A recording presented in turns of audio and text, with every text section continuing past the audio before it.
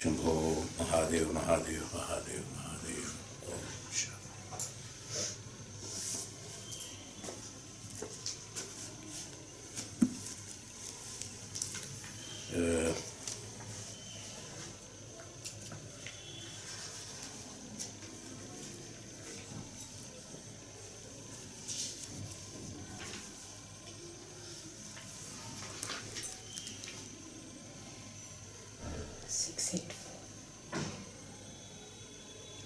681 we have completed. This page 684. 684.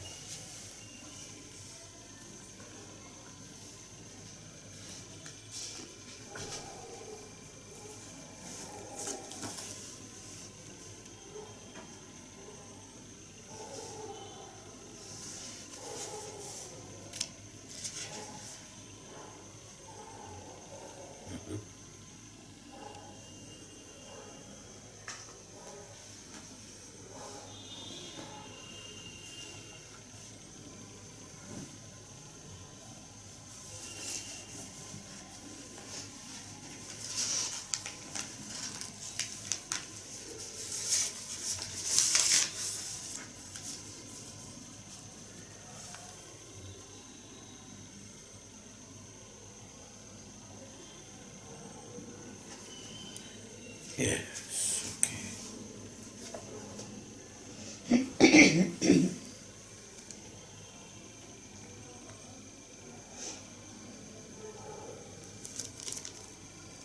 So Bhagavan said that the last what we have taken is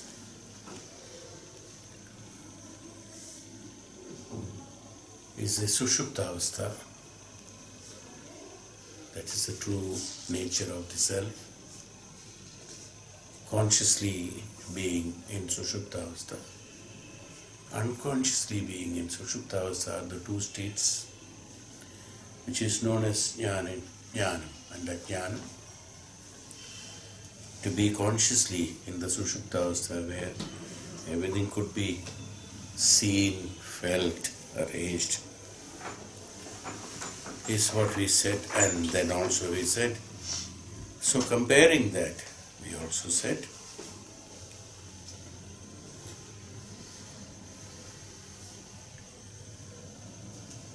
the mind is always looking for the liberation from the external objects. Like the falcon tied his legs have limitations of the freedom, gets tired of flying and then come back and rest in the Moola Rupa of the self. They do not rest. Suppose the mind or the falcon or the bird's legs are tied, even though it has limitations to fly up to an extent, it flies there. It doesn't rest there. Always comes to the Moola from where it has started. Even though it will fly in different directions at different times, but it doesn't rest anywhere else, comes back to its Moola Sthanam. Same way, even though the mind travels to many things and many places day and night,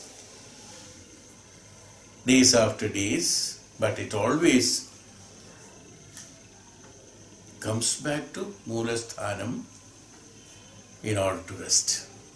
This is one thing you must have the conscious understanding of it. It's not a physical going and physical coming. It rests in Moola Sthanam, even though the traveling can be any distance. The mind can go to any extent. Yes. But in order to gain the consciousness or in order to rest after getting tired of not getting liberated, it always comes back to the Mula Sthanam, the Sthanam where it started. Let it be anybody for that matter. There is no classification. Is there any classification? Let it be a child or let it be an old man. Let it be a jnani, let it be an ignorant. In everyone, the case is same. There is no difference. The mind has to come to the Mula Sthanam. Mind has to come to the prana. Yes.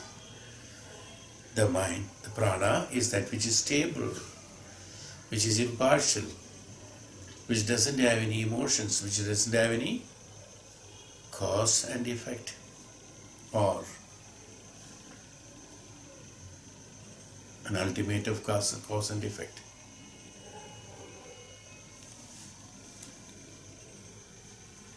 What happens is that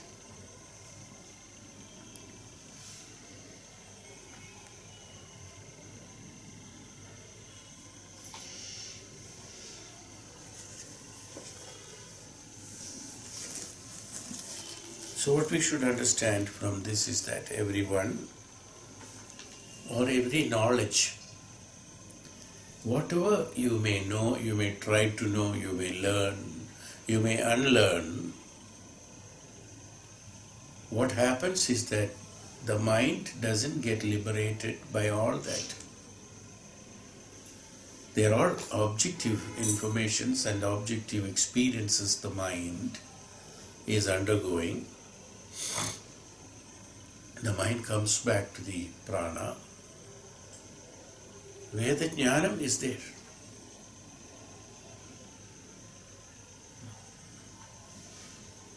Bird without knowing, it is flying to different directions, different locations, different places, thinking that that is called liberation. It's a great science again, you have to understand this. The mind believes or mind thinks or mind trying to learn. Going away from the Mula Sthanam is liberation. What is the mind trying to do? Trying to prove? When you are getting, what do you mean by getting attracted by the objective experiences? Or you are getting attracted by the objects in order to get liberation. Purpose is liberation. Mind knows. But in order to get the liberation, the mind travels away from the Mula Sthanam, trying to locate where is the liberation. By not knowing that moving away from Mula Sthanam is not known as liberation, but being in the Mula Sthanam without moving away is called the liberation.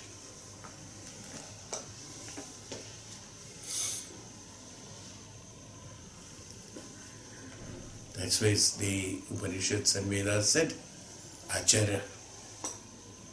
Chara, Achara, they said. That which charate, that which moves, so long it gets, the movement is there, there is agitation. So long the movement is there, there is agitation. So long there is flying away. So long there is attraction. So long there is attachment. So long there are desires.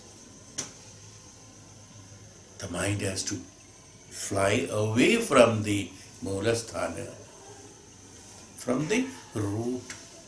That's what it said. From the root it goes away. Can a tree go away? How tall it can grow? Can it go away from the root? It has to stand on the root. You can't say, oh, this is so tall, this is so fat, this is 300 years old. it has got thousands of branches. It says, no. Fine, everything is fine. But where it has to stand? It has to stand only on the root. So therefore, same way, the mind, wherever it goes, it has to be with the root. That's why. But it is not trying to be on the root, going away from the root. That's why Upanishad has given a beautiful example, Maharishi, that as if a bird's legs are tied and allowed it to fly up to a certain extent with the tying of a rope. It goes up to one distance, thinking that it can find liberation. What is that tie? The rope. Why did he say that tying the bird? Why not he say the bird, leave the bird, when birds come back? Even though that is what is actually happening, even though the bird flies away any thousands of kilometers away from the home or from the place where it is, from the nest, wherever it goes, it has to come back. It can be in a day, it can be in a season, it can be in a year, it can be whatever it is. It comes back to the Moolasthana. But here Upanishad has given an example that tying the legs. Bandhanam. That's it. Here indicates that the bandhana. The true bandhana is actually from where we have learned the science of bandhana, from where we have learned the swabhava of the bandhana, from where we got this bandhana. It's there, as I told you, that whatever you have in you, they are all in the Prakriti.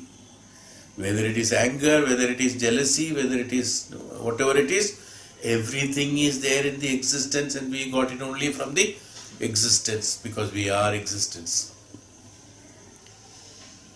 So if that is the case, bandhana also has come from there. It is not that I have cultivated that. I have not cultivated it, but I have cultured it.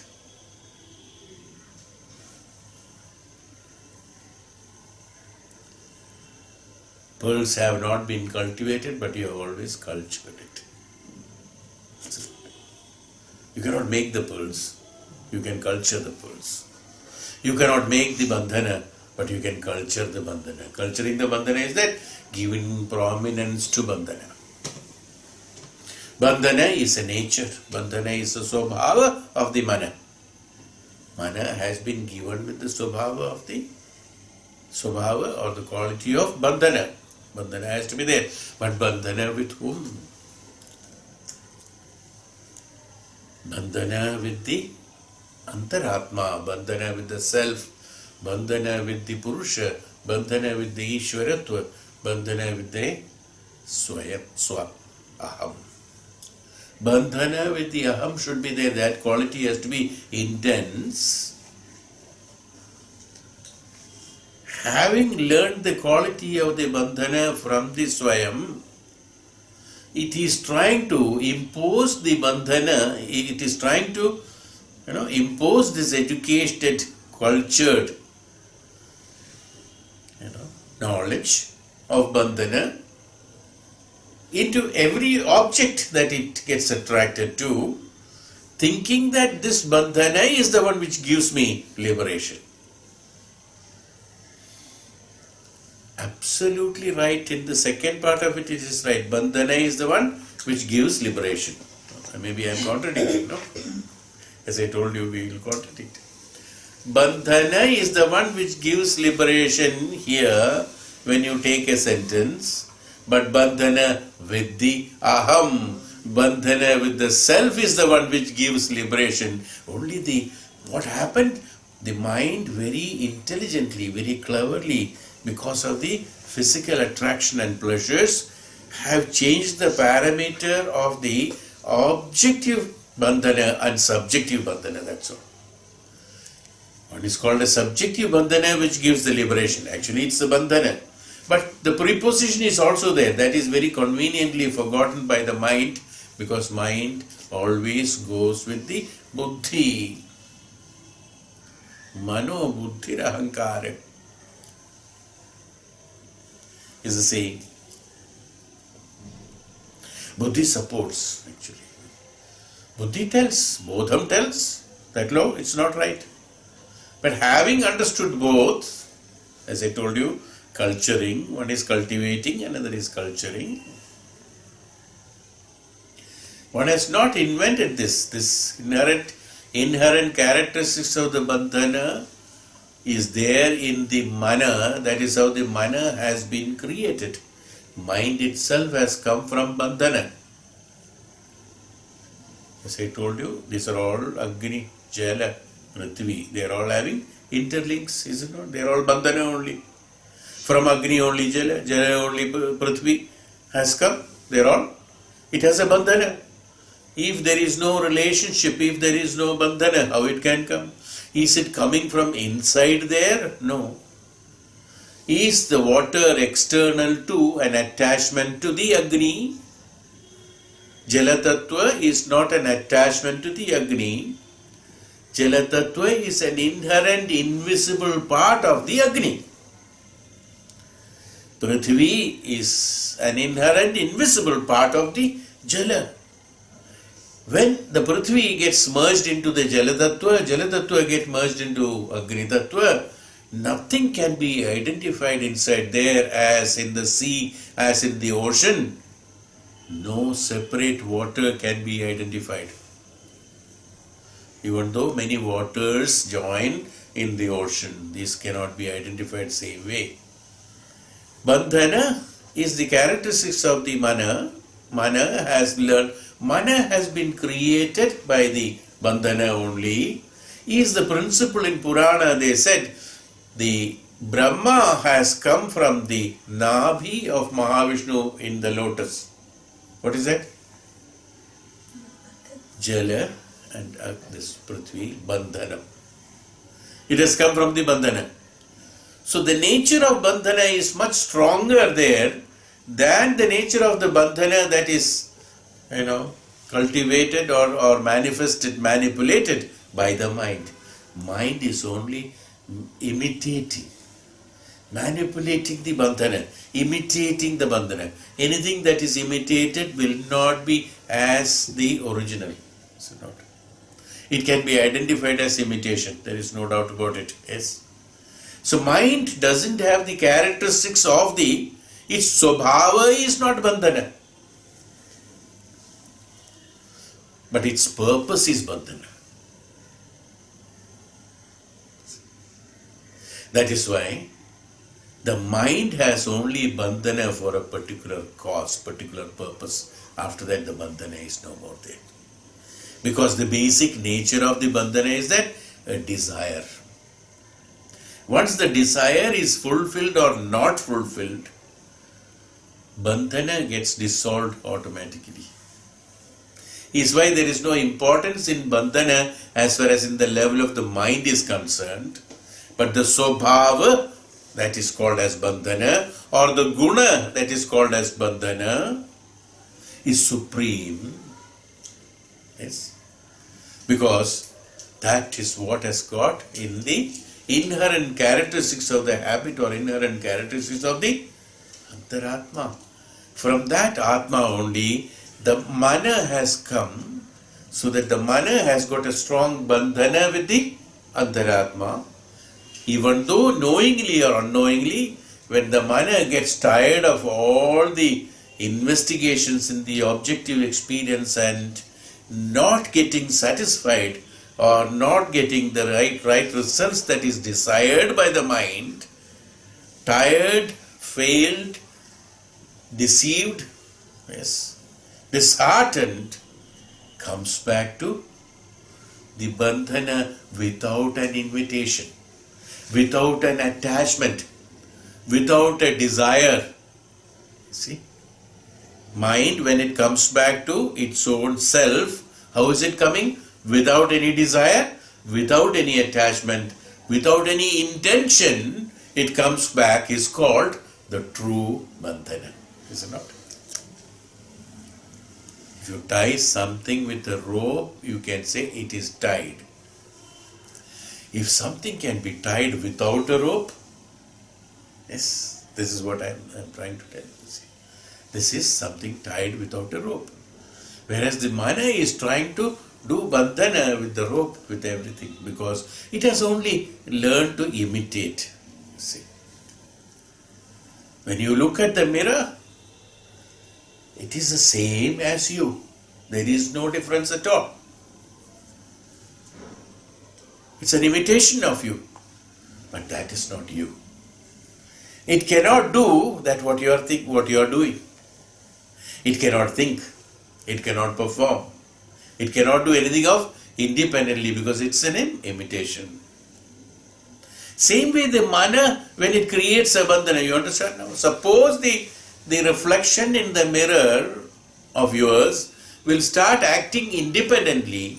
Can it function permanently? No, it's not. Unless you are there, the reflection is not there. So it cannot act independently, it can only act supportingly, that's all. So an imitation will be there. The purpose is not known. Even though the quality of bandhana is there, mana is bound by the antaratma. And antaratma can anytime absorb it, dissolve it. That mind doesn't know. Yes. It's not.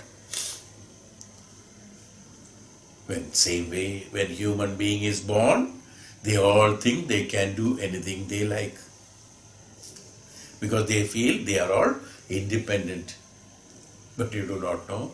They are all just like that bird, tied, the legs tied, left up to a certain distance, only to try, get tired, come back to the Moolasthana. When the jnanam comes, Maharshi Tapasvi Jnani, he realizes the truth when he says that I have come back to myself. This is how the bandhana characteristic. Bandhana is the truth. Bandhana is there. Bandhana is a very strong tie. As I told you, without an aid. Without rope, one should be tied. That can be done only by the antaratma, which is the Moolasthana. That is why that he has explained the bird, even though flies off, it will come back to its own nest, is it not? From Russia and from other places or many other, Siberia, the birds migrate when the climate becomes too cold. They migrate to places where there is warmth. But even though they know that it becomes very cold, it cannot survive, they have to fly off. After some time, they go back to the same place only to fly back again the next year. Even though it knows that, they know that they have to in between migrate to somewhere else, but what happens? They go back to the Moolasthana. Yes.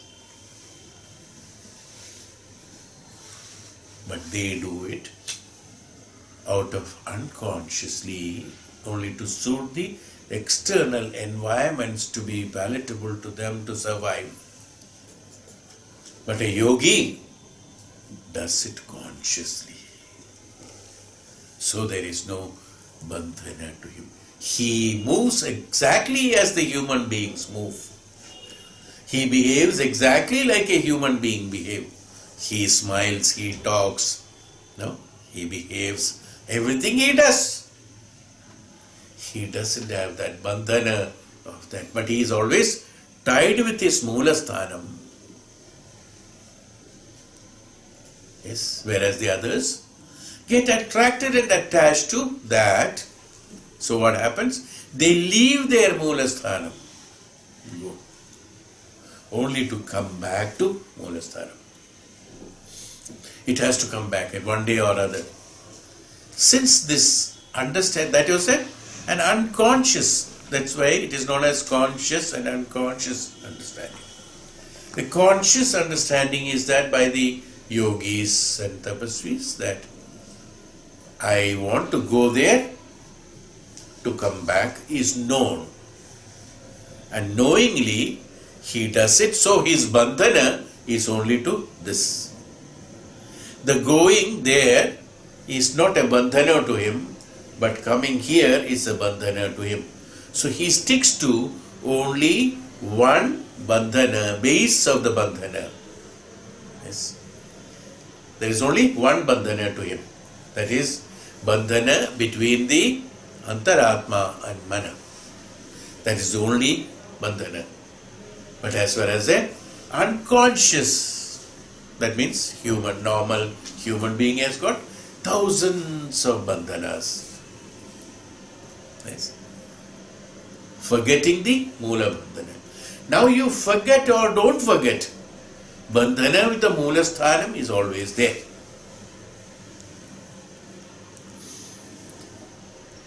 This is called true Bandhana visit. Why? Because here what we are trying to do is that we are trying to cultivate a Bandhana, culture a Bandhana, whereas in reality, the bandhana is the swabhava of the self.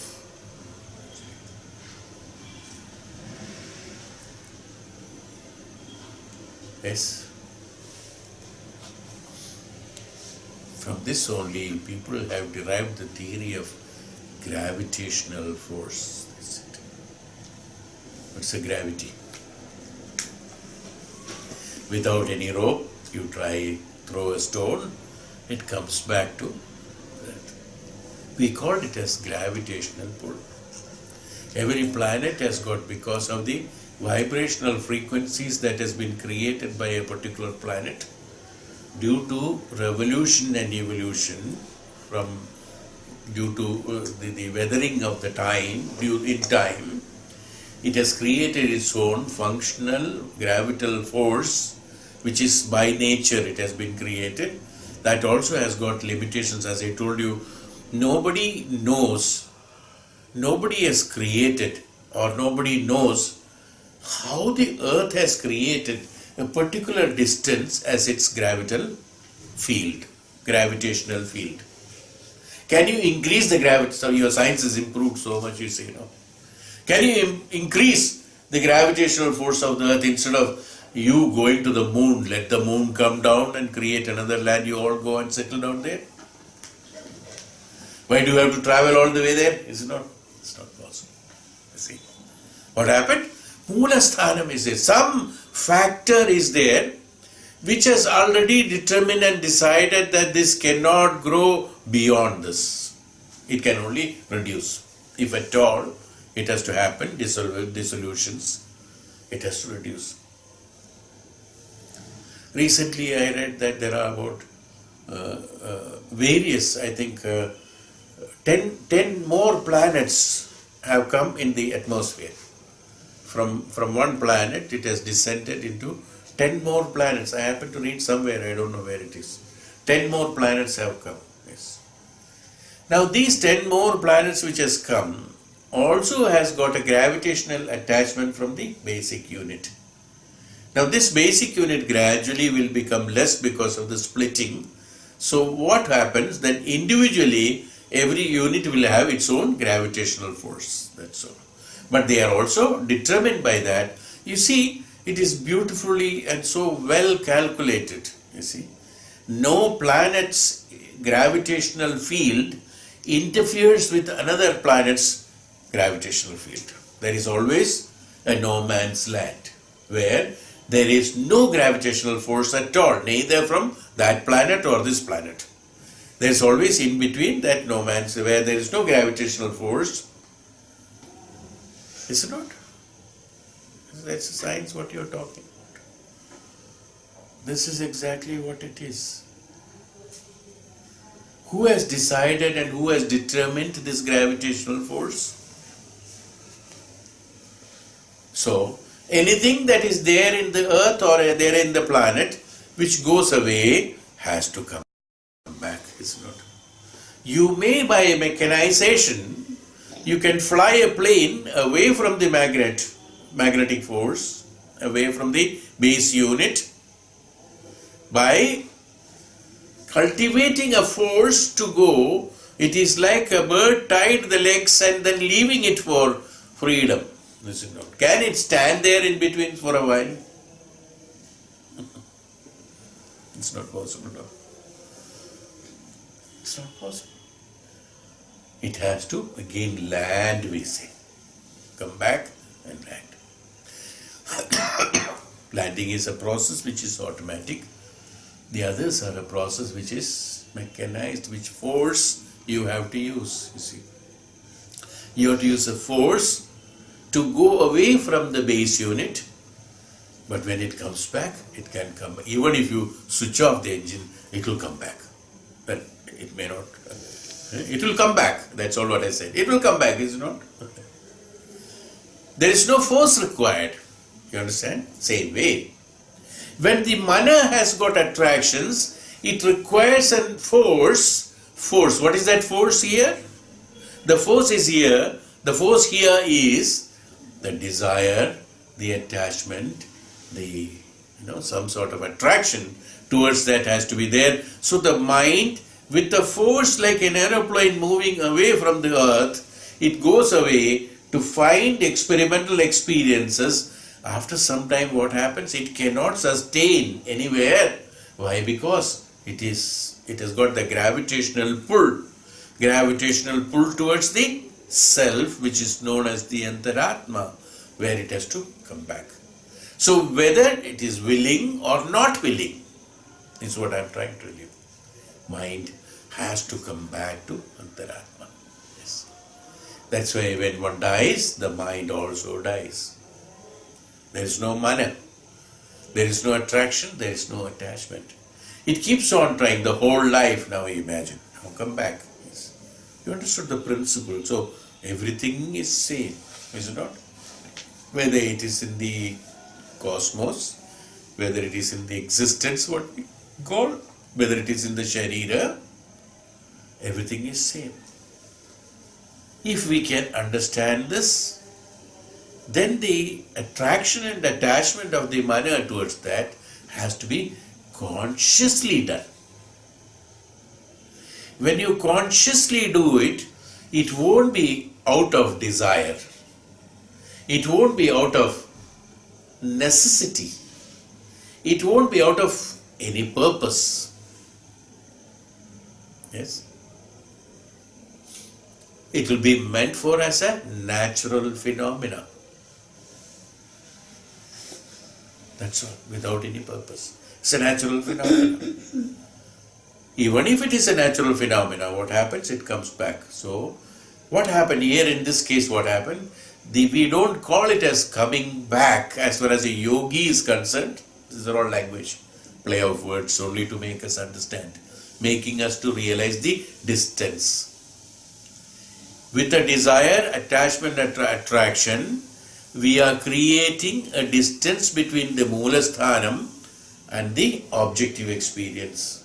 It's not because you are going away from the Moolasthānam, in the sense it is not physically going away.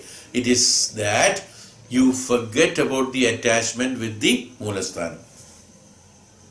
Your attention or attraction or your behavioral pattern or your consciousness is not with the self, whereas your consciousness is with the object where you got attracted and attached to.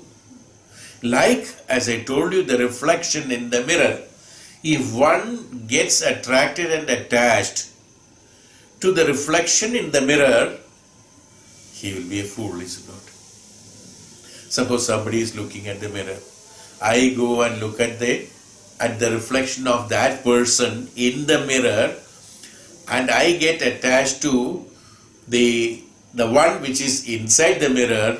Will it have, you got it? Is it? Will it have any purpose? Only for what? What happens? I get disappointed. Why? Because my objective experience miserably failed. Is it not?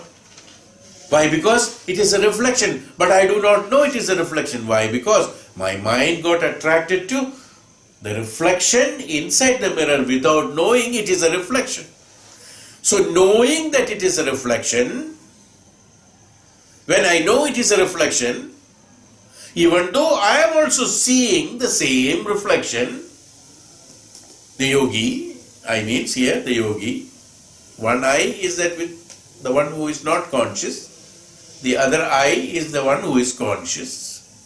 So the one who is conscious, the yogi, he also sees the same reflection. He is not seeing different.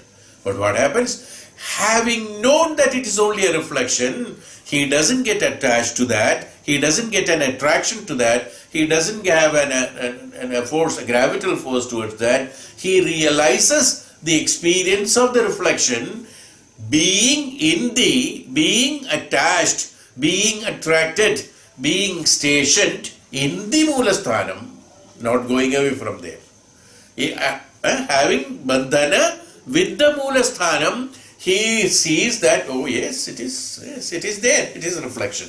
Right, finished. But the other one, what happened? He left his own self. His consciousness, what happened? Because he is not conscious that he is the self. So he has left himself, abandoned himself. He get attached to that reflection inside the mirror only to get his head banged on the mirror. Then realize that it is only a reflection. By the time you are very far away from the Mulasthanam, tired, come back having not gained a liberation. What this is called liberation. Liberation means jnanam. Gaining the jnanam is liberation. What is liberation? Liberation is nothing but becoming a jnani. Once you gain the jnanam, the liberation is automatic. That's all. It's not that a transformation is taking place physically or something like that. Once you become a jnani, once you become the jnanam, then when you get the jnanam, the liberation is automatic, because all the misconcepts, myths have been relieved of and wiped off from the mana, who is the manifester, manipulator. The manifestations and manipulations get dissolved into the truth. Are there no manifestations and manipulations remaining in the existence? There is even existence itself is a manifestation. It is there. Now what happened? The mind got the quality of the manifestation, manipulation, and the bandhana, and the attraction and attachment, and cultured only that quality. Instead of getting liberation, he got attraction and attachment. Instead of using the attraction and attachment for the purpose of liberation, he used the liberation for purpose of getting attachment and attraction. It's a reverse process. He got liberation. Everybody is liberated actually by birth. Having got the liberation, what happened? You are, or the mind is absolutely sure that whatever I do, I will come back here, because this is a permanent bandhana. So it doesn't have any exploration possibilities there. So the mind, having learned these characteristics from the Antaratma, having got the independence for some time, for some reason, whatever reason it is meant for, necessary, it is necessary. Having got the independence for some time, with a tie, he thought he can fly and create another bandhana other than this. But there is only one bandhana. It's only with that one, with the Brahman, there is only one bandhana.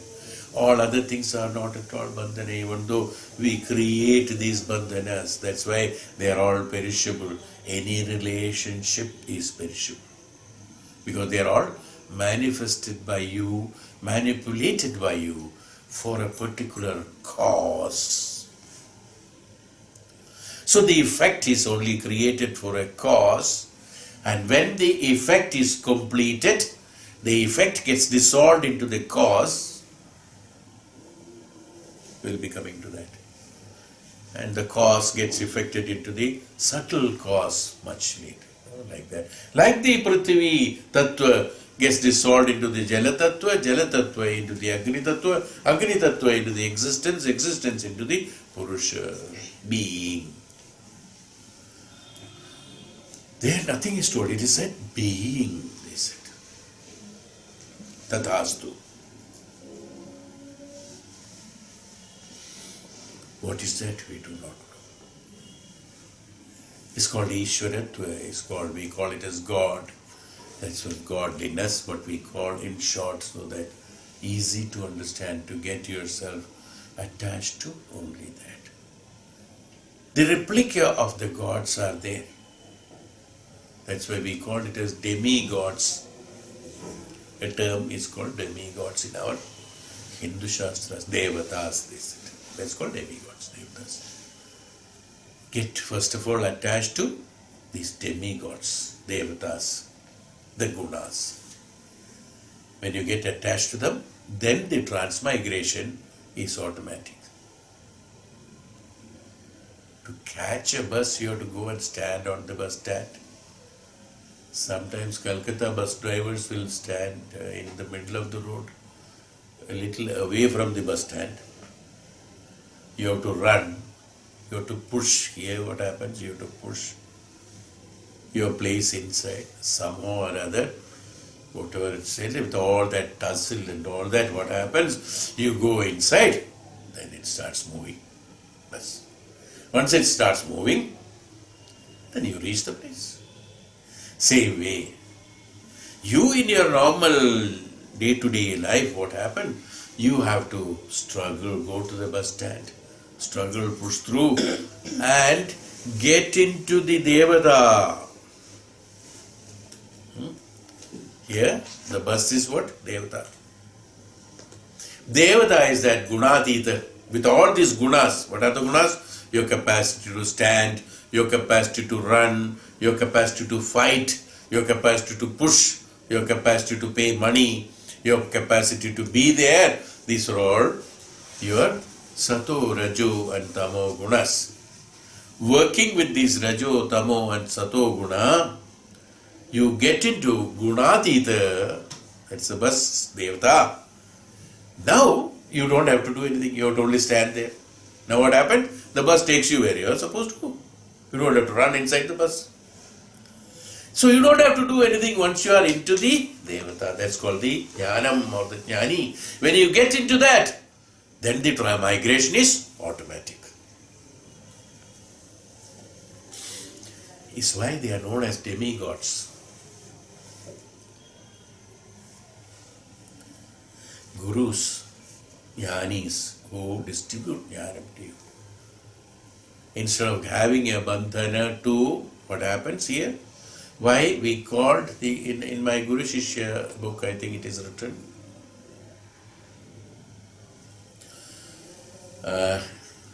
Why? Because why the Guru is written, why the Guru is considered to be the God, is because the disciple who is confused and functioning based on the karma balas, having the praarabdha karma in the sancheta karma and in the sancheta karma, under the pressure of the praarabdha karma, he doesn't know how to function. He has been provided with these three gunas, but he doesn't know how to use these three gunas. How to use these three gunas in order to come out of this praarabdha. Praarabdha is so heavy. Now suppose it's raining. There is heavy rain. Along with the rain there is wind also. Along with the wind there is a passing by vehicles are there which is splashing water.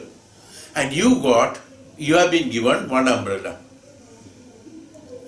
There's wind, storm, and there is rain. And there are vehicles passing through. How will you protect yourself from these with one umbrella? You should know.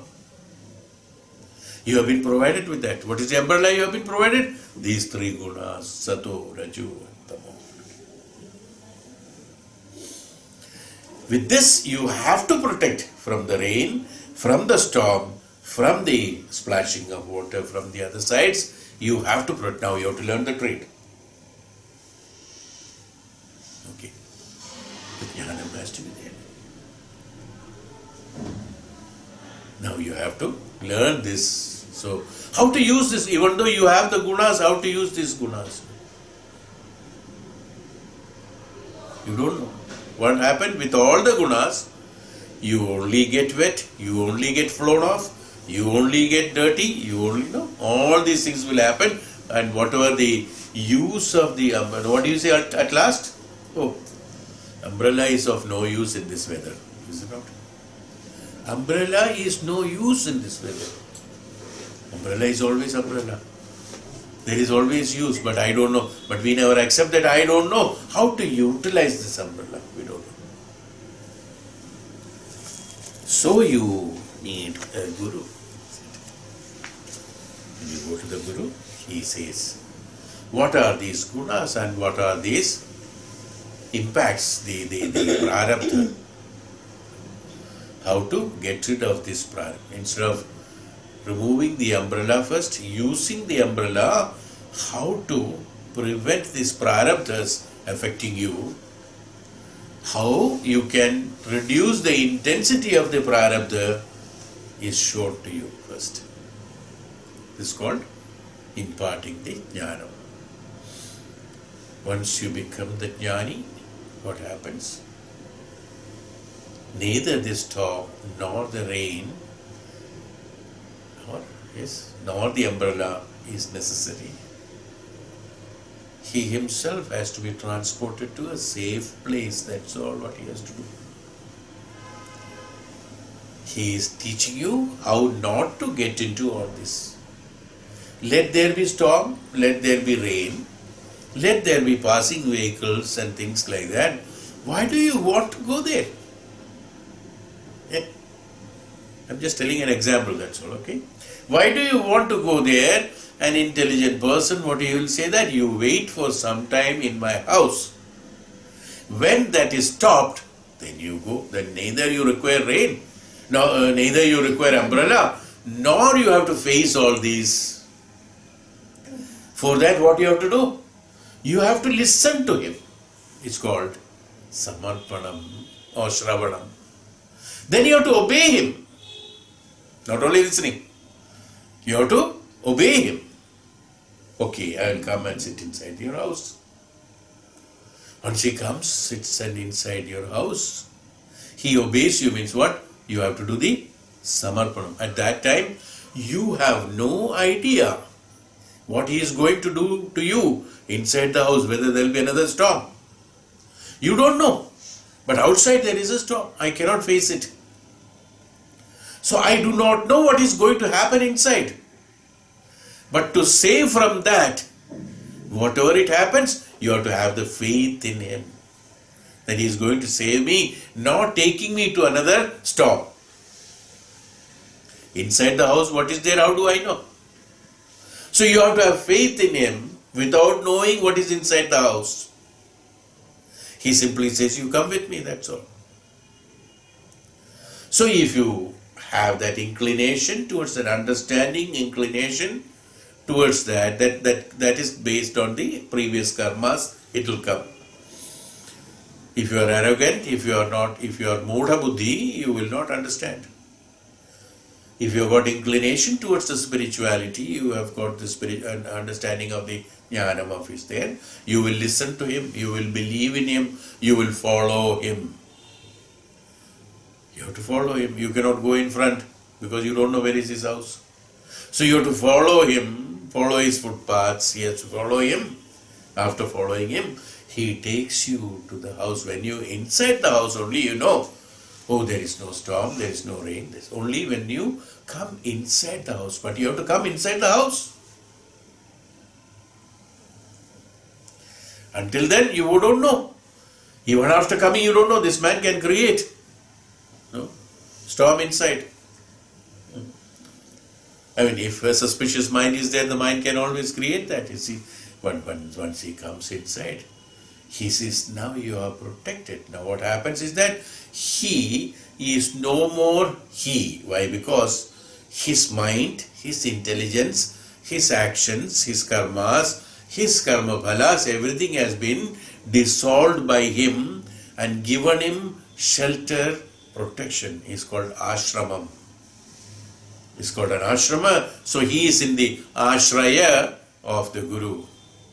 When he is in the ashraya of the Guru, he takes the ashraya of the Guru. He protects him from all this, even though the praarabdha is going on outside.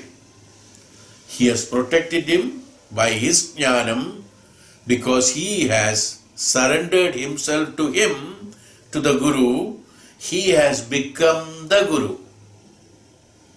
When a disciple surrenders to the Guru, he becomes that being, that's all, not he himself.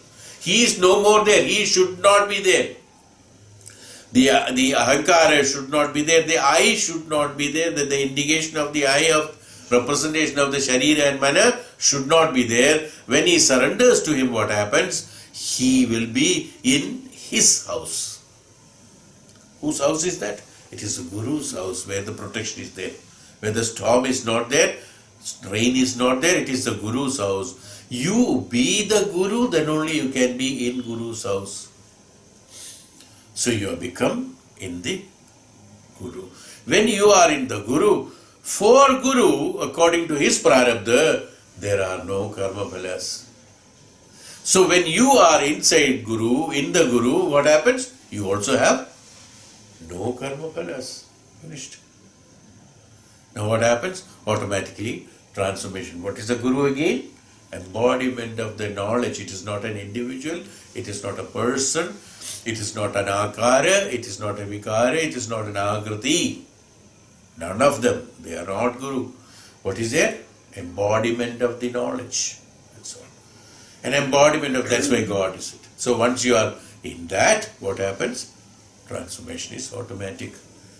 This is the process. So he is telling sage Uddalaka, tells the son Shvetaketu, hey Shvetaketu, the root you should understand is where we started. You should know and be conscious the root. Wherever you go, you should be conscious, you will come back to the self. Self is not inside this body. Who is XYZ. Not coming back to that XYZ. Beyond that XYZ, beyond the alphabets, beyond all of that is called the self actually. We are coming to the self in the next chapter. We'll have more explanation on that. But what happens? Here, why did I say this? Is that to come back to the root.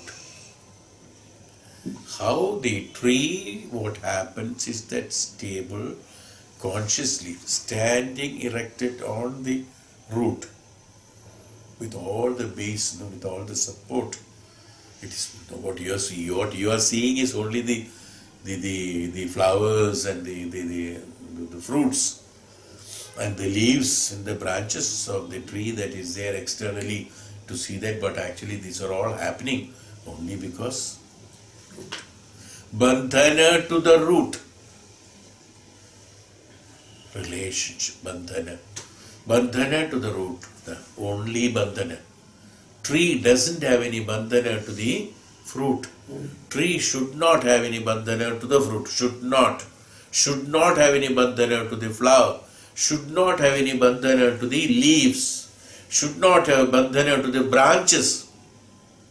Should not have bandhana to anything, only should have bandhana to the root. What happens? All others will leave him and go away. Fruit will go away, flowers will go away, leaves will go away, branches will go away. The only bandhana should be only the root. Right? Why I am giving you this picture is that you must understand our bandhana to all other things are only for temporarily for executing and exhausting the karmas. It's not there. It is not there. It is there. Fruit has an attachment to the tree. So long it is ripened and ready to fall down. After that, whatever it tries, It doesn't retain, it goes off. Yes.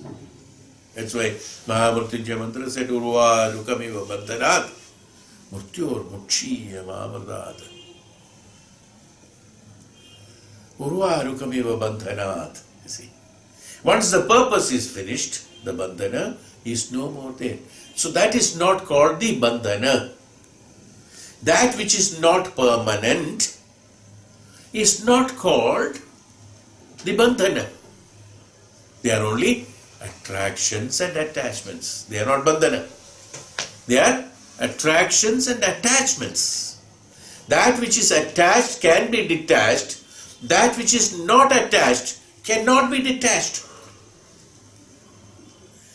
Bandhana with the antaratma is not attached. It is a natural phenomena. The gravitational force of the earth cannot be deleted, relieved by anyone in this universe. Gravitational force will be there. No?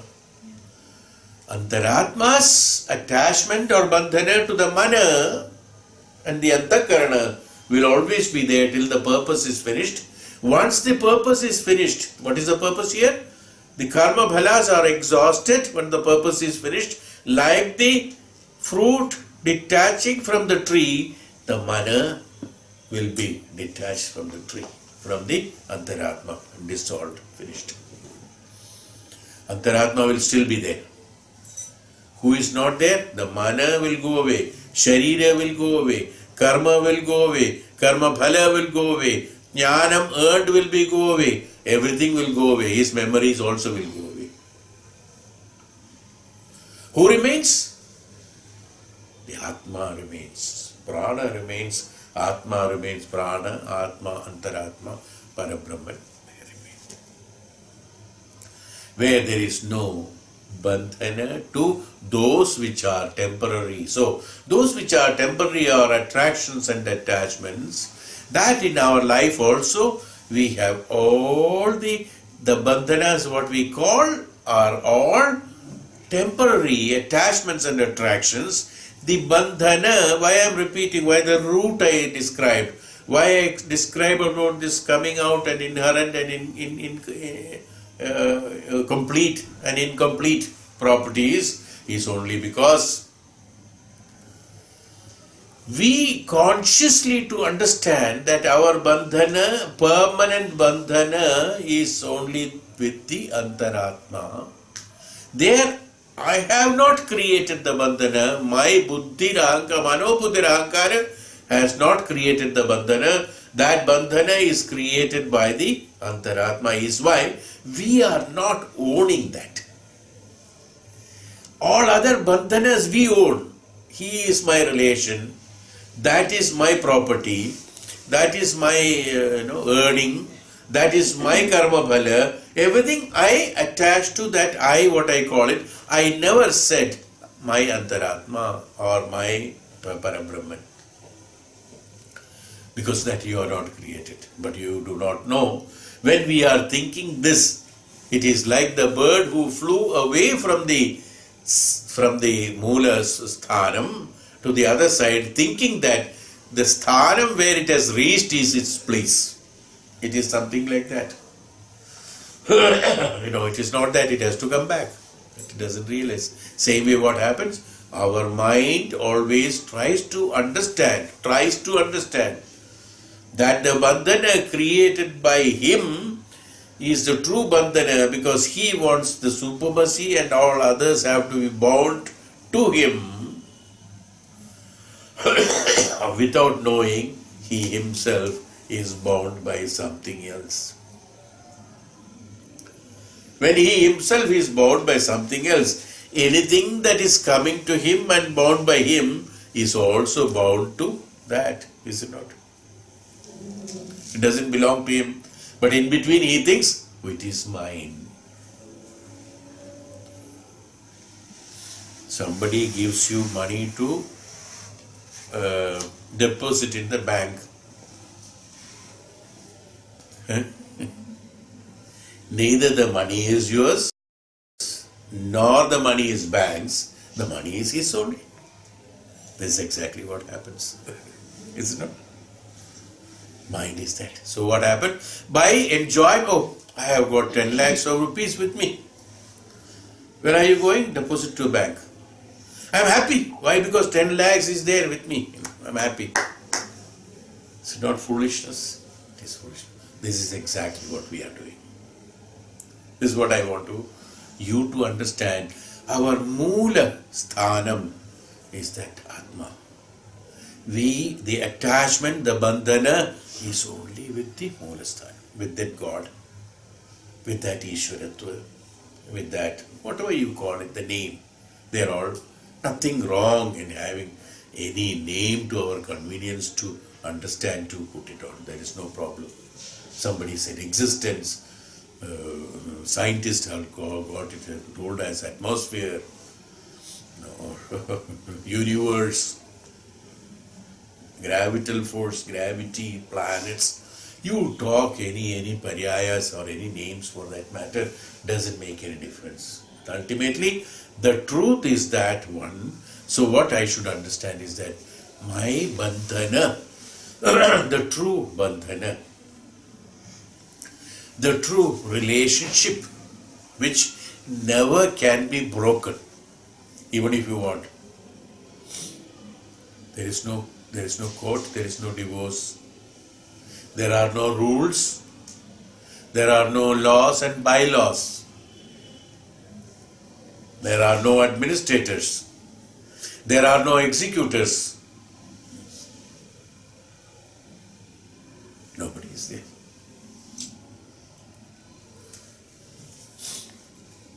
Everybody is bound to that only, he said. So all the root, So even though we all know it, when I tell you this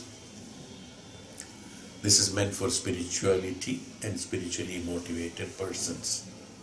It is not physically and materialistically understood. It is not in a superficial with your intelligence and buddhi to understand. Don't understand, please. Please don't understand anything.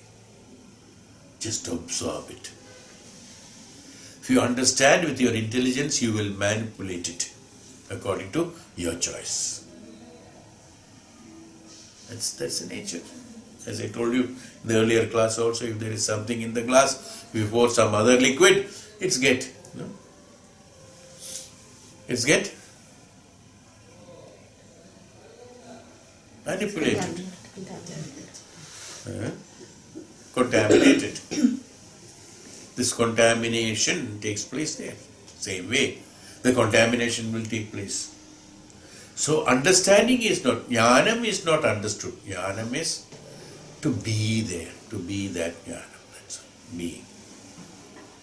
Well, initially an understanding may be necessary. It's a process, no doubt about it, but be careful not to get contaminated by that, not to deviate from the path. Accept it as it is. That is what Upanishad said. That's called contemplation. Contemplate it, don't contaminate it. So to be in the jnanam is what the Guru does. Then once you are getting into that jnanam, once you are getting into that Guru, that jnanam, that absolute, you automatically get, then you don't have a choice, you automatically be taken in that path. No, you have to necessarily, you have to look at the road. No, somebody is taking you. Just be peaceful, just be happy, just be in meditative status, that's all. And you be there, you will be reached there and you get down there. That's all. But that consciousness has to be there. So this consciousness has to be provided in you, then only you can be spiritually uplifting yourself. First of all, you have to establish and you have to believe, you have to have that faith and you have to have that to be with the truth, that intention to be with the truth has to be there. So what is that? That your roots are somewhere. You are already bound by this, so I am not to bind anything with me.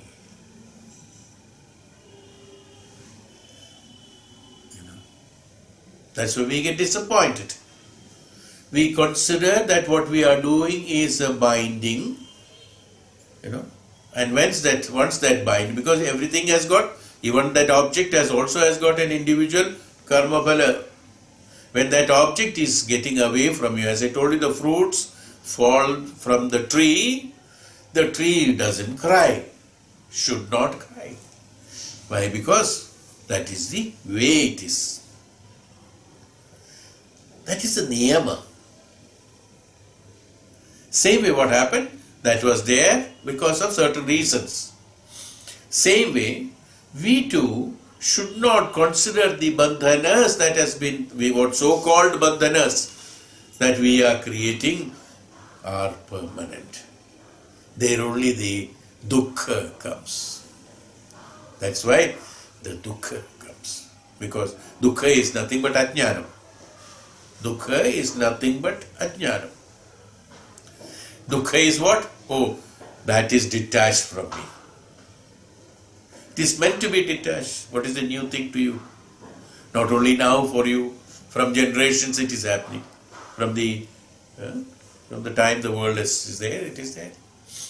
So what happens? The mula karana of our dukkha and kashta is attachment and attraction. The belief of bandhana. Our focus of bandhana has to be shifted from external to the one which is the sukshma. We call it as internal. Internal doesn't mean that inside something. No. Internal means towards the sukshmata, traveling towards the sukshmata. We call it internal or in because from the in only the out can come. Something can be taken out only from one, so that is called in, is why we call it as inside, not inside this body or inside this head or inside the mind. Thus from the sukshmata only the sthulata can come. And sthulata will go into the sukshmata. So this sukshmata is known as the inside, in. In the sense, antar. In. That means the one which is not exposing what is there, which is got, is called inside. Not inside means not that inside you. That which doesn't expose what it has got is called inside. Once the stulata comes, it is exposing. So that is called inside. That's called the sukshmata. Going into means going into that sukshmata, where this exhibiting of the stulata is not necessary. Then why it had happened? It has happened because stulata was necessary in order to understand the purpose of the sukshmata. And once something is there in the stulata thinks that it is independent, is not independent, it's always connected with that, is called bandhana. This is the true bandhana. Not that which is creating individual bandhanas is not bandhana. They are all temporary. Why? Because this itself is temporary. This itself is perishable. This itself will go into this. So this realization of the root is that shloka says about. Hey Uthalaga, I didn't understand. You are not independent. Everything comes like that and everything goes to that root only. So the bandhana is that one bandhana only. We have only one bandhana. And our responsibility is to, I always say that, no? We think our responsibility is to X, Y, Z. Going to school, doing studies, doing this, doing that, taking care. That is all we think our responsibility. Our responsibility is not that. Our responsibility is only that. Only one. That's why I said responsibility, not responsibilities. We have only one responsibility. To get liberated from these attractions and attachment and goes to that bandhana, to the root. That's all. This is our responsibility. In the stula bhava. Our means what? In the stula bhava, the responsibility is only to Go into that reality. We will be coming to that also. I will tell one of the examples. I think it is mentioned somewhere in the Upanishad here. Like there are thousands of bees in honeycomb.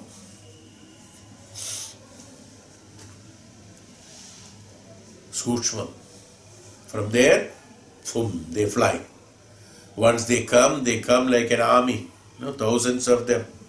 Go to different flowers and takes the honey, crystallize them, and makes that honey a part of that bee. It's not carried in a container, little bit of honey, in a pot, and then like we carry milk from the milk shop. No. It takes it, crystallize it, and he carries it inside. And he himself dies. The honey becomes the part of that. All such honeys from different parts, from the sthula bhava, they have no attachment with that.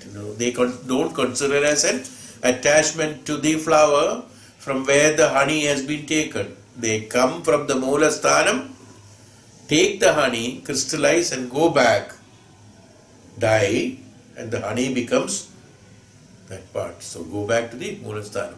Where is the root? There only. Everything goes back to that. We are also like that.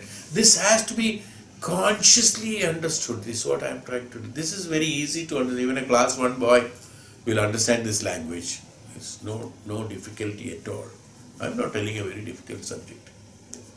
You also think it is very silly. Why we have to repeat it for half an hour? The same thing. That's what we are also thinking. Even after repeating for half an hour, what are you talking half an hour? Even after repeating for 100 years of one life, one has not understood what is called the bandhana. Have they understood? Had they understood, so many people would not have been there with praarabdhas, is it not? That's the way it is. That's the way Prakriti is. Then why it is like that? It is like that. Everything has to happen in its own way in order to have the evolution is a process that it has to take place by itself. So everything happens. We have to, my words probably you remember or recollect, I do not know. I always said that let that whatever is happening, let it happen. We all think that we are allowing everything to happen. No. In fact, we are not allowing anything to happen. We are creating the obstacle. That creation of obstacle creates an extra result, different result, that which is called as praarabdha. We are not allowing it to happen. What is meaning by allowing it to happen? I have explained about the karma. When you are doing the karma, it is not that I am doing the karma. The consciousness of I am doing the karma should be eliminated. Karma is happening. Ownership. That's again why? Again, see why I am telling all that again, bringing back is that not because to just to recollect what I have told. I am only trying to connect you what I have told you, that how do I think that when I am doing a karma that I am not doing a karma, it is being done. I am not expecting a result out of karma. Bhagavan said, Krishna said in Bhagavad Gita also, don't expect any result. How can you not expect the result is a big question today with the people. Whatever you are doing, don't you expect a result? We all expect, is it not? This expectation of the result is called the attachment and attraction and bandhana that we have created, misconstruing the meaning of bandhana. Whereas it is happening because of the karma phalas is called consciously understanding the karma. Once you understand it is because of the praarabdha karma, this karma is happening, then there is no attachment with that karma phala. So there is no dukkha, there is no kashta, there is no enjoyment out of it. When there is no enjoyment out of it, there is no karma phala being enjoyed. This This, what is that? Again, I am connecting that to coming back to the root. Suppose you consciously understand that I do not have any bandhana to external objective experiences, my bandhana is only to the Antaratma. Then do you think that when you do a karma, you will have an attachment to that karma bala? No. Then automatically what happens? Karma bala becomes a routine of karma. Karmas will keep on happening. Karma has to happen for an evolution of the existence. It is necessary for many of, not only you are living in this universe. There are plants, animals, insects, creepers, creatures, and whatnot, insects. They all have to get evolved and evoluted. Is it not? For that, your karmas and karma bhalas, your bandhana with the Antaratma, and your non-attachment and non-attraction will create these karmas for the purpose of evolution of the others also. But when you, with an intention of expectation of the result out of it, what will happen? The dukkha and kashta becomes yours. Even though the karma that has been done, it is there. Evolution is happening. But what happened is that you derive the kashta and dukkha from that. What is it? This is what I said, culturing. You are trying to cultivate, you are trying to manifest and manipulate kashta and dukkha. So your kashta and dukkha is manipulated only by you. Dukkha comes only because of non-fulfillment of that what I have desired. Is there any other reason? Dukkha is not because of somebody else. Yes. There was a plane crash, so many people died. There may be some of the relations, people's relation, one's relations will be there, mother, father, brother, somebody may be there. When you have attachment to that, then you have got dukkha. When you do not have an attachment to that, dukkha is not there. So dukkha is not lying in the object. Dukkha is not lying in the object or in the karma, in the external source. It is a manifestation and manipulation of me, that what has happened is not acceptable to me, is the dukkha.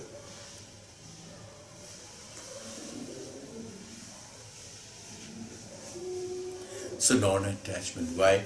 How to get rid of it? So this is what we are trying, that many people and many Swamijis or many people, many teachers, they are all teaching to have detachment from each and everything. Detach from this, detach from that. Is there an end to it? Thousands of years will take if you do that. Even then you cannot do it, because new attachments will come in the process of detaching. No. As I told you, sin. That is why I have explained this chapter much more in detail. Now you should be able to understand by now, I think. What did I say? Our bandhana is only with one inside, that Antaratma. When I have conscious understanding that my bandhana is only with Antaratma, that's called Parabrahman, I do not have any attachment outside. That's all. So I don't have to classify, emphasize, don't have an attachment outside. When you are conscious, established that your bandhana is created by someone, where you have no control of breaking that bandhana, even though, oh no, I don't want to be with Parabrahman for some time. He is very strict. Let me be, enjoying swimming for some time. It's not possible. You have no choice. Because you yourself is temporary, so you have no choice. Only that which is permanent has a choice to change. That which is temporary doesn't have an authority or a choice even. Forget about authority. Doesn't have a choice even to change. Is why Upanishad said, Sthita Prajna should be there. Because when the Prajna becomes Sthita Prajna only has a choice to transform. That which is not Sthira has no choice to transform. That which is Asthira has no choice even to transform. There is no choice, forget about authority. Whereas Sthita Prajna has got a authority to transform. No choice. Understood? That's why Sthita Prajna should be there. Has got an authority to transform. That which is achara, that which is firm, that which is unchangeable, has a capacity, has an authority to change. So, that which has come from the Antaratma, we have tied with the Antaratma, our root is Antaratma. When we have the consciously understanding the root is Antaratma, I have no choice to have bandhana. But as the bee is attracted by the honey and the honey crystallizing and going back and submitting the honey to the queen bee or to the beehive, our job should be only that. So that I do not become responsible either for the person who has stolen the honey, who? The bee. He has stolen actually. Without permission he is taking. So he doesn't become a culprit of stealing the honey, nor becomes a helper of the queen bee, nor become a transporter for his own benefit, because he has not tasted the honey also. They are automatically crystallized. He did not become the enjoyer of that. There also no attraction and attachment was there. What he has done? He has done a karma without expecting any karma phala out of it. After the bee dies, he doesn't know whether the honey is there or somebody takes it or another man hunter will come and put smoke and take the honey all away. He is not bothered about all that. Anything can happen, let it happen. As a karma in the universe, I am put into the evolutional process in the world. I be a part of an evolution. My bandhana is with that. So what has been told to execute, I execute. Out of that, what happens, doesn't happen, is not me who is doing it. It is happening and he doesn't create an obstacle to happening. He has been asked to steal the honey, he has stolen the honey. I am putting the word stealing, okay. Even though it's a natural phenomena, we call it as natural phenomena. But when you put into words, analyze it, he is stealing honey from the flower. He is stolen.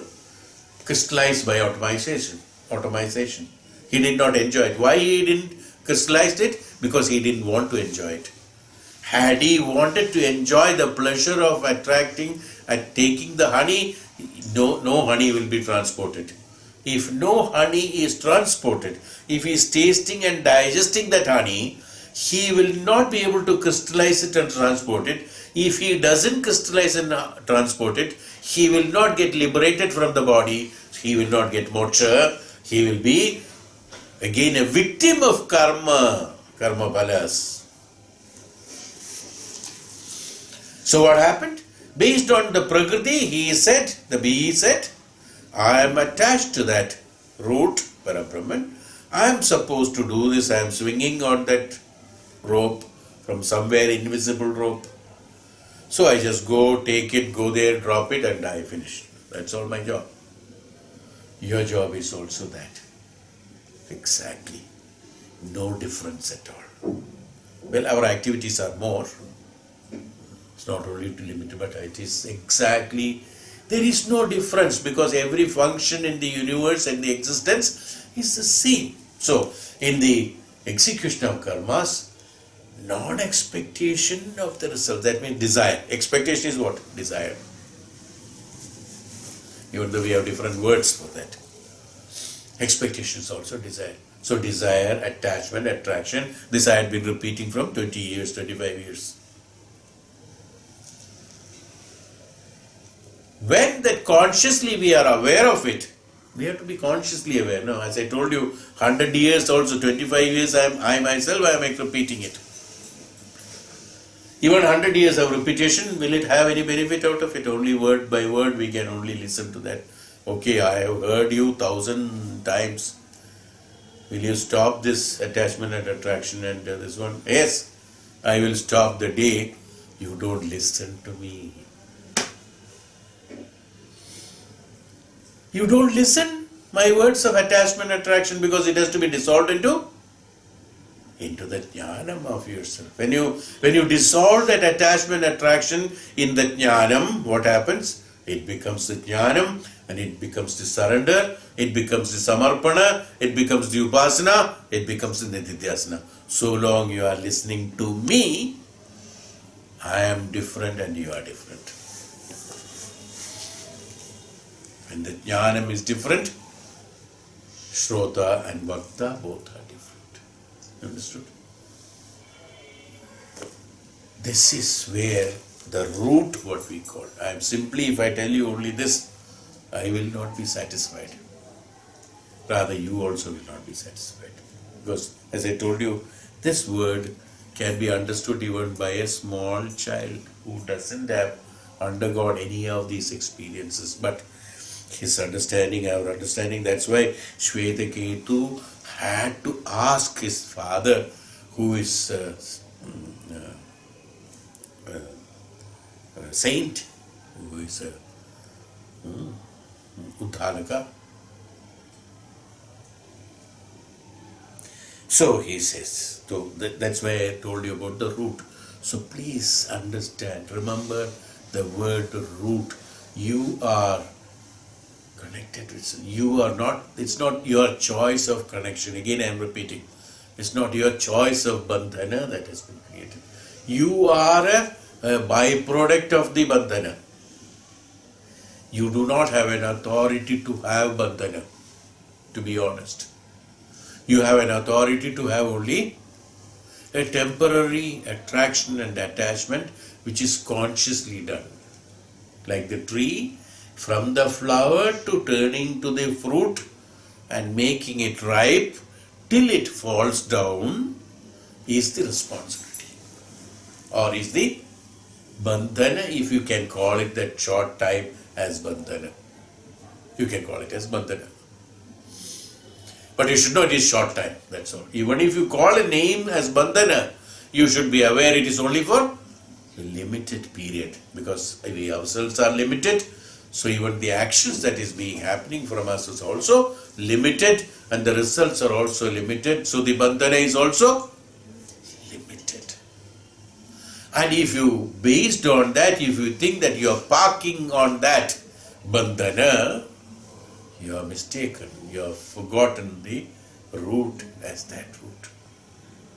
Then will happen? What you are earning? Karma phala. So praarabdha karma. What is that? Then the praarabdha karma comes. Dukkha kashta praarabdha comes then. Then you have to come in order to relieve that. Because you are still under the ignorance of it. Unless you create the absolute jnanam in you, the liberation doesn't take place. So the liberation is not from any of this, as I told you, as many people talk that detach from many things. No, not detaching from many things. And be conscious of attachment of one, so you have detachment of all the things. Why? Because when you have attachment to one, having everything is attached to the one, there is no separate attachment to one alone. Is it not clear? Tell me, you have studied in some school? How many years back? Few years back. Everybody, all of us have gone to. Okay, some school or other we have gone. Today also when you pass that place or somebody asks you, what do you say? It is my school. That's my school. It's not. Yesterday who had joined in that school, what he says? He also says, it is my school.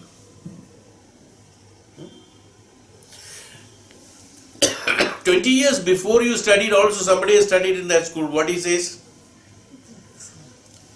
It is my school, you see. Where is all we rooted?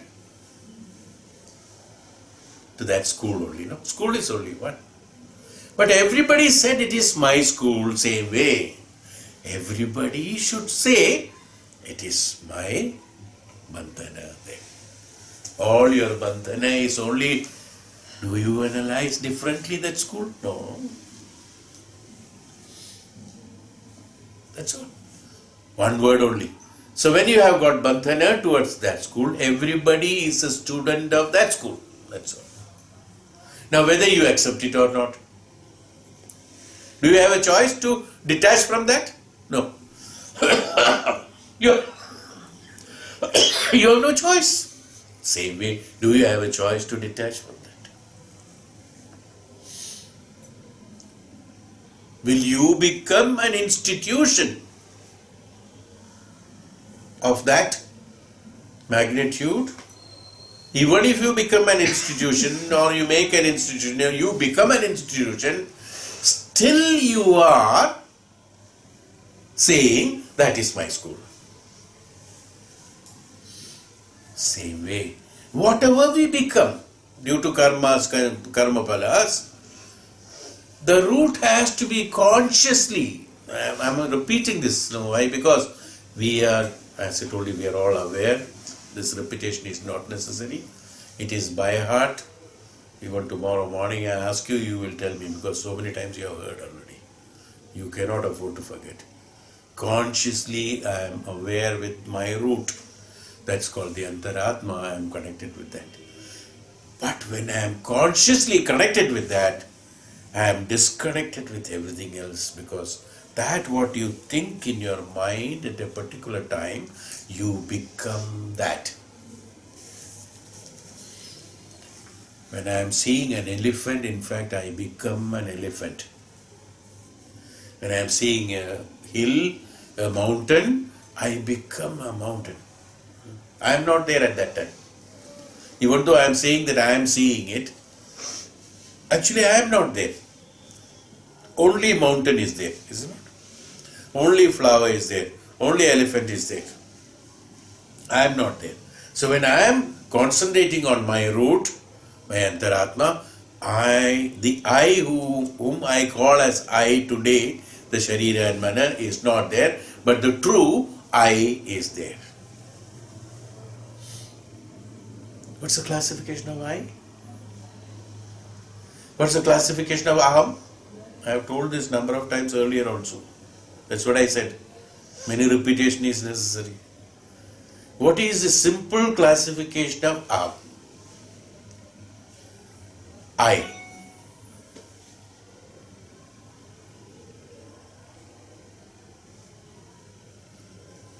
I. That's why Bhagavad Gita is all in first person. I. Aham tva papaichebhyo mokshishyami ma shucha. Ahameva sarvasvam.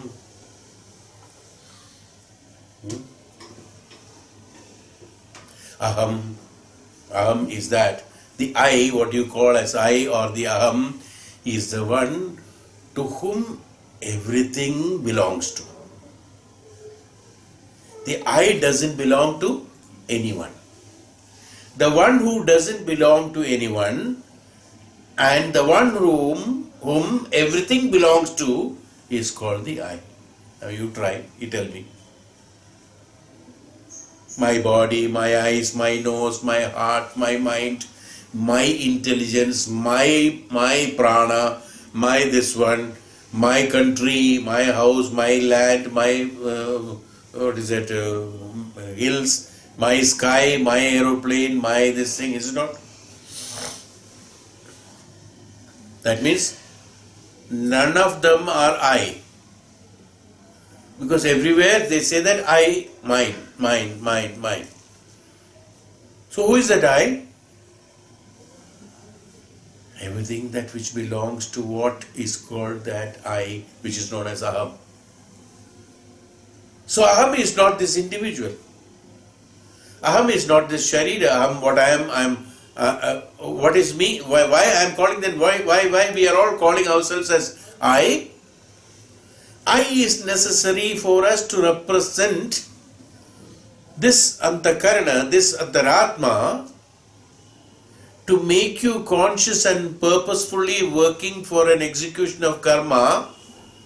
This utilization, representation of utility of I is necessary in my Antakarana, in my Ahankara. In my Ahankara, it is necessary. So the one who is addressing me as my body, somebody is belonging, this body is belonging to, who says my. Now, who is that my? Who is that telling that it is my body? Who is that one who is telling it is my body? Okay. Who, suppose you may say it is Atma. He says my Atma. Who is that who says it is my Atma? Who says that it is Antaratma? Who says it is Parabrahma? Okay, Brahma, Parabrahma. Who says it is Parabrahma? Like that it will go, no, it just keeps on going. So there is somebody whom we do not know. Something we do not know. We are not aware of it because our limited intelligence and mind cannot understand this I, whom I am representing as, I am only representing as an I. So a representation is necessary in an Ahankara, in every human being. This Ahankara is necessary. This Sambodhana of I is necessary only for the purpose of, this is what I am coming to, only for the purpose of execution of such and such. You belong to a company, suppose. Such as X, Y, Z and company. You go to a land where now you are supposed to submit your offers for a great project. So the country head comes there. There are people from all the countries. There are people from all the organizations from the same country. There are different organizations. When he addresses you, he will say, please, such and such company, X and Y, Z, XYZ company, tell me what is your opinion, is what we say. He may be Rama, he may be Krishna, he may be Sharmaji, he may be Jaji. He will not address him, Jaji, boliye, nahi bolega na. Company XYZ, please tell what is it. No? What is that? You are representing that company. You may be XYZ, material for him. Anybody. He will only call you as that organization. We are representing that organization. The I that whom I am Sambodhana, what I am doing, I have borrowed it for some time from that Antaratma to make me conscious that I am functioning for that I. But when I critically look into who is this, whom is he addressing as I, then I will realize that it is Antaratma. The man who is attending the meeting, if he critically analyzes himself, he will not say that. Suppose he abuses, he is getting angry with it. Your company is doing all, you are doing, this is how he says, you are doing all sorts of rubbish. Your work is not satisfactory. You are not that, you are not this. Actually, is he blaming you? You should not get agitated and personalize it, is it not? He is not individually accusing you. He is accusing your organization. Because, why he is accusing your organization to you? Because you are representing that organization. When you are understanding that I am representing the organization, he will answer his queries very coolly, nicely, intelligently. If that man takes it personally, why this man is shouting at me? What is it says? He is shouting at me. He is not shouting at you. He is shouting at the organization. If you become conscious that he is shouting at the organization, I am only representing the organization, I have to keep up that dignity. How he will speak? How he will represent? He will represent politely, nicely, gentlemanly, and in a wonderful way. If he gets agitated because he is an individual, he thinks that I am the company. The moment he owns that ownership, individuality, he will get agitated. Why you are shouting at me? He will say. Is it not? Is it not right? Yes. Do you understand that? Is it not the same thing what we are doing in our life? Am I being insulted? Am I being criticized? You criticize me. You insult me. You tell me anything you like. It is your karma according to your own samskara. You do it. If I get agitated, it is my ahankara. I am getting agitated that you are telling me. Actually, I am not me. Who am I? This sharira and this mana, this expression, what I am making, nothing is of the me. What we are thinking is me, the sharira, mana, and the intelligence, mano, buddhi, ahankara of XYZ, but it is all representation of the Bhagavad Sakshatkara. Is why we are not supposed to insult the Jnanam and the Jnanis. In the Pratyaksha Bhava or in Paroksha Bhava, we should not do it. Why? Because it is not only in the Pratyaksha, but we have a misunderstanding, is it not? Even we go to the temples and we pray, hey Bhagavan, this has to happen to me. I will give lot of prasadam. Done that. Next time if it happens, you are happy, you will give again. If it doesn't happen, there is no point in going to that temple, you see, there is no use. That's not a good temple. Nothing has happened. See? No. Paroksha. In Paroksha Bhava, you are doing the apamana. That's a Paroksha apamana. Pratyaksha apamana. Directly. Whether it is Pratyaksha or Paroksha, doesn't make any difference to the listener. Should not make anything to the listener. Why? Because he being the representation of the Jnanam, he is a Guru, he is a Jnani. Anybody can say anything. That is according to their own culture, their own understanding, their own Jnanam, their own Buddhi, their own Ahankara. But a man who gets agitated listening to that is misrepresenting him as something else. The I or the Aham is that Brahman. But if I think that this sharira of me, this mana of me, this ahankara of me is that which is this sharira, no, this is this sharira and mana, then I get agitated. Why? Because it is me. That is what ultimately I am the one. When I am not the one, whom are you insulting? Whom are you criticizing? Whom are you accusing? Who has got the pratyaksha, paroksha, apavata, apamana? Is all for the jnanam and the ishwaratva, is it not? So, what happens? When the person understands that he is this individual, then he insults him. He thinks he is insulting him.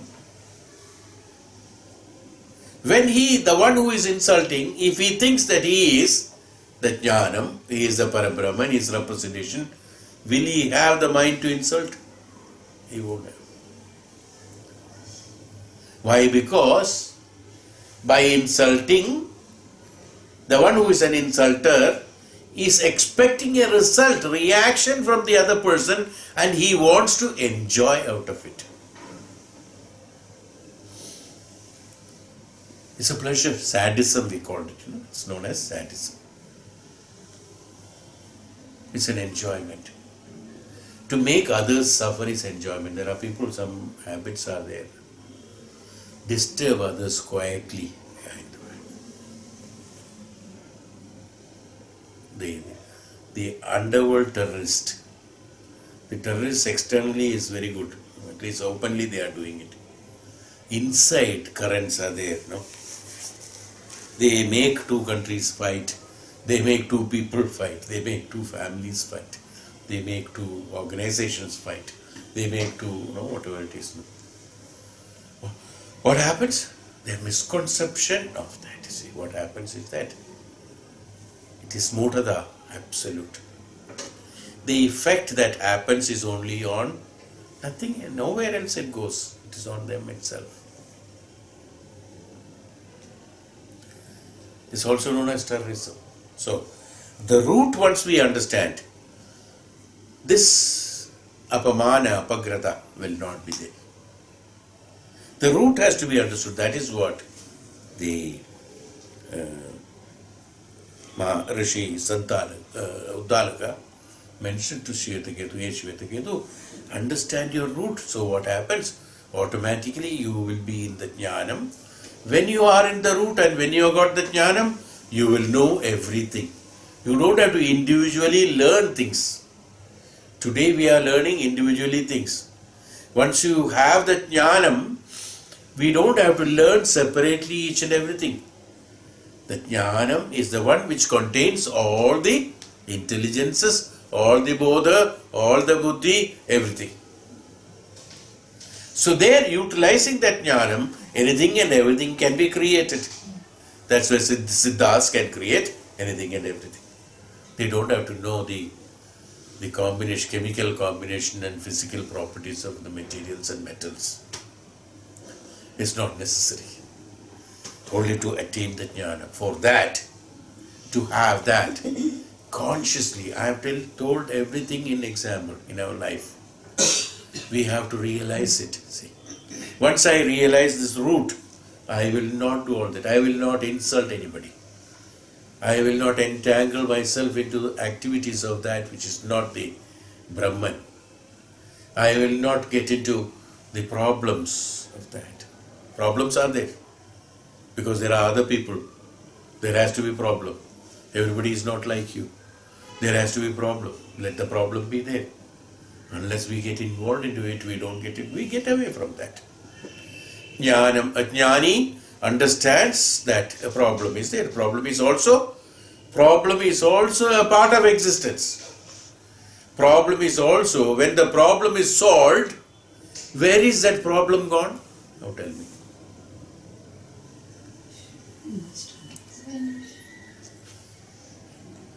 Inherent quality of the jnanam it is, no?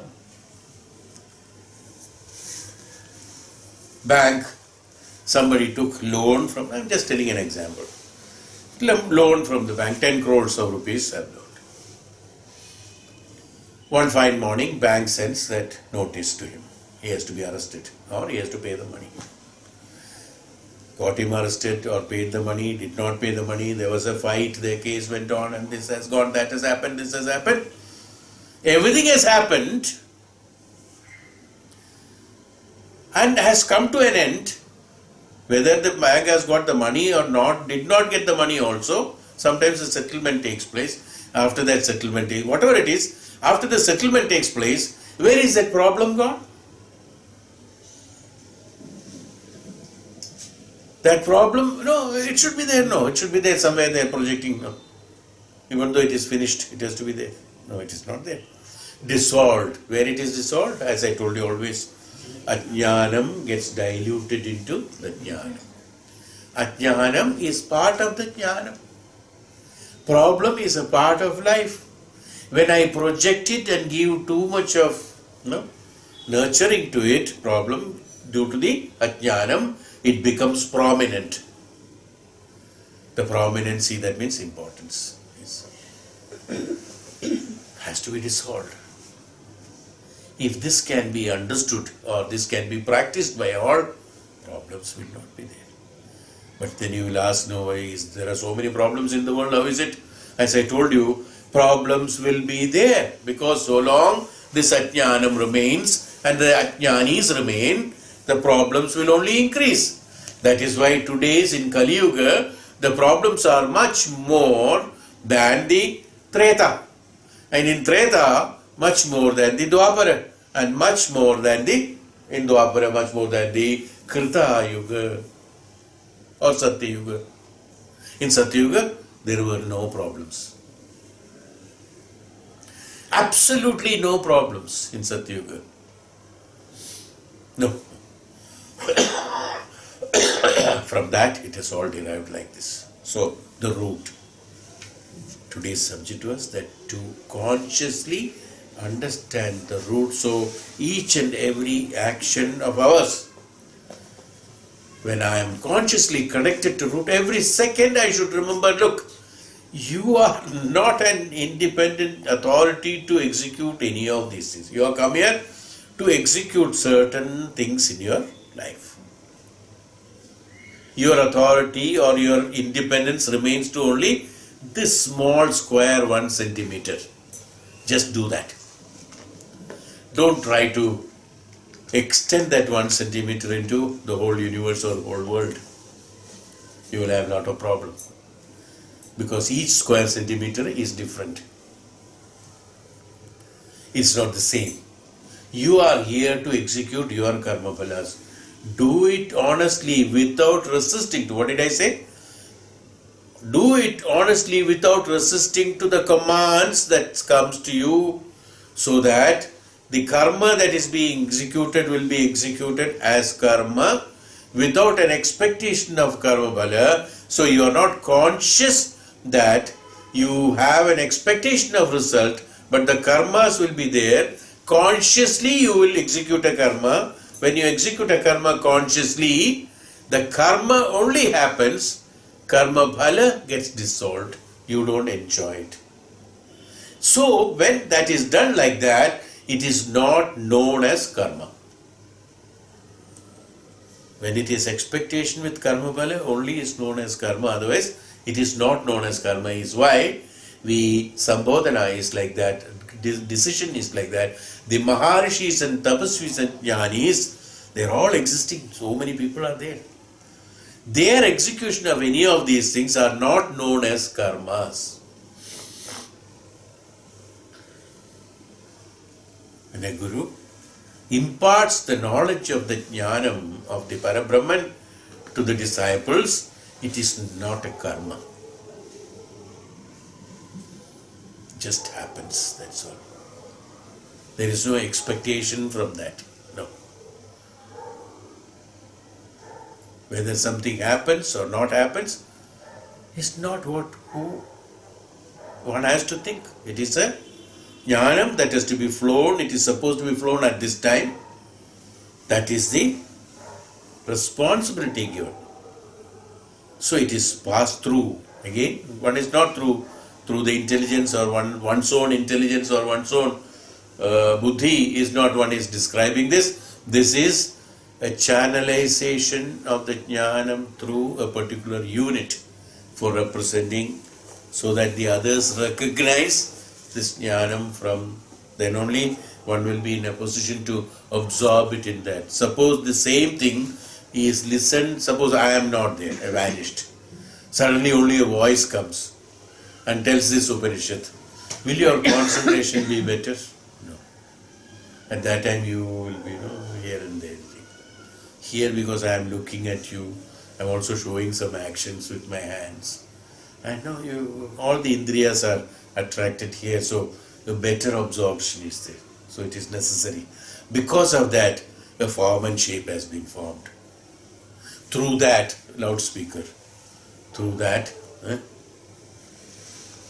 something is being transmitted to you. It's also necessary. root again. When you are conscious that yes, my bandhana, I am tied up, not my bandhana. I am tied up with that only. That what is justified by the Brahman only should be done. Because I am tied up with that. My behavior, my thinking, my karma, everything should be only to that. That's called the decency, and that is called the responsibility. There are no other responsibilities. Then do you think that from tomorrow we don't have to look after other things? No, it's not. I don't mean by that. As I told you, the tree nurtures the flower, the green fruit, then the fruit, until it falls down. It has to take care also. is designed for him, but it's not a karma. So that you are taking care, you are looking after your children, you are looking after your house, you are looking after even you are looking after your body, you are looking after things and all is not the responsibility, but it is the praarabdha karma. It is a praarabdha karma that makes you do it. So just do it, at least from this you don't expect a result. So there should not be attachment and attraction to the results of the karmas that you are executing. So it should not appeal as a karma. There will be no debts. I have done so much for you. How much you have done? Mathematical calculation of this, you see.